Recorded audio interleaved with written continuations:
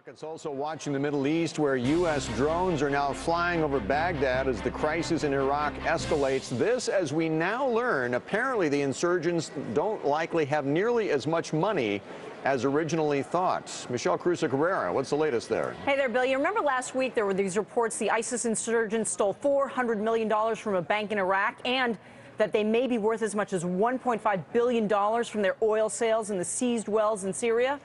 NBC News reports it's not true. Citing sources in the U.S. intelligence service, it's believed ISIS stole millions of dollars, not hundreds of millions of dollars. And analysts also don't think ISIS has enough money to control the vast swath of Iraq and Syria that they've taken over. It's an area with a population of 8 million people in an area the size of Wyoming.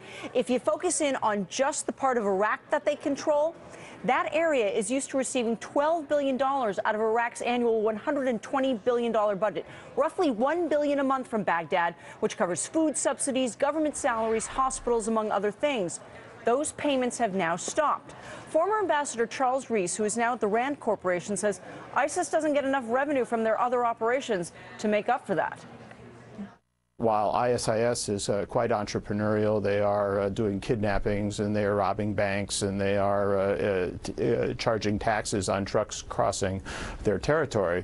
But $500 to $1 billion a month is quite a large overhead costs of maintaining the population. And as we mentioned, ISIS does control some oil in Syria, but the revenue from those wells not nearly enough to support the Sunni territories in Iraq. You can read more on CNBC.com. Guys, back to you.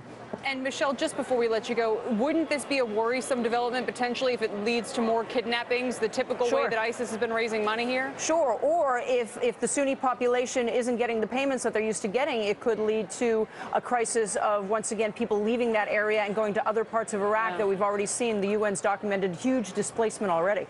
All right, Michelle Caruso-Cabrera on this Friday. Thank you for now. Crude oil was down today despite the latest turmoil, but it's been on the rise since ISIS embarked on its mission to destabilize Iraq and unleaded gas, following a similar path ahead of the July 4th travel season. Where do we go from here? Joining us in an exclusive interview, we welcome back Chris Faulkner, the CEO of Breitling Oil. Chris, welcome back. Thanks, Bill. We get mixed reports on exactly the impact all of this has had on the supply out of Iraq. We've heard from people who say it's had no impact and that oil has no business going as high as it is right now. You beg to differ on that, though. Why? Well, look, I think that we have about $10 to $12 built in right now as a premium because of the ISIS situation. Folks thinking that ISIS could make their way down south to Basra, where about 2.5 million barrels of oil are exported out of Iraq every single day. I think now the market is responding, thinking that that may not be the case. And I think the $10 to $12 premium was full-fledged civil war in Iraq. So I think we might see oil retreating just a bit as folks think now ISIS might be contained in the areas where they're in currently. What about the longer-term damage this has potentially done to Iraq's supply of oil, which was supposed to be the bulk of the OPEC supply coming on the market over the next 5 to 10 years? Well, look, I was in Iraq in December, right? And it was unstable then. I think now things have gotten worse. This is going to be a big year for Iraq. They're going to do 4 million barrels a day worth of oil. They're at 2.5. We're going to 9 is where they're targeting, which is like 9 million barrels a day. It's a huge amount of oil.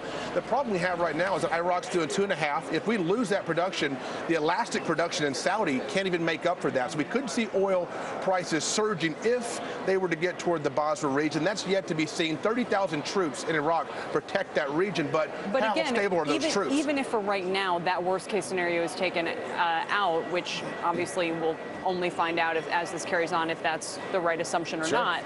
But for the longer term, do you think this has dealt a serious blow to Iraq's ability to meet that increased production target that has been priced into the market? In other words, could prices be structurally higher because of that, even if they come back off in the near term? Look, I think Iraq's been damaged. I think it's not stable. I think you've got major instability issues. This draws that picture, I think, to very clear that Iraq has major issues. Can they get to 9 million barrels? Maybe, but not the situation they're in and not with the infrastructure challenges they've got ahead.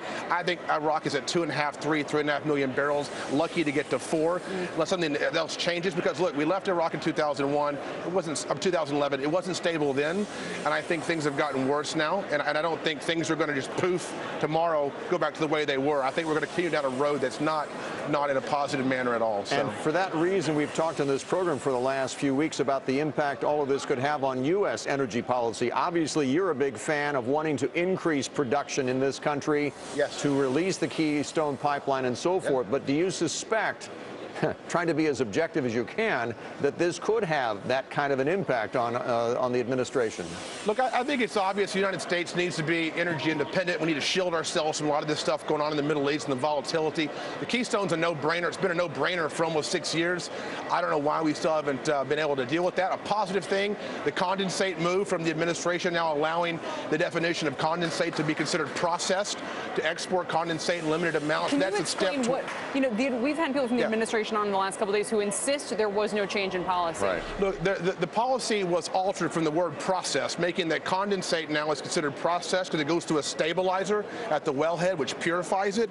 So they were able to use that word process, make it like a distillate fuel. So from the industry's point of view, this was you saw it happen with Valero. It is a change. It got killed on this news. That's not all the refineries will. Yeah. There's a rational reason for that. In other words. Because they want cheap feedstock, and now this is one, I think, small step toward a full-fledged crude export ban being lifted. That's what I was going to ask. You think this leads to something bigger then?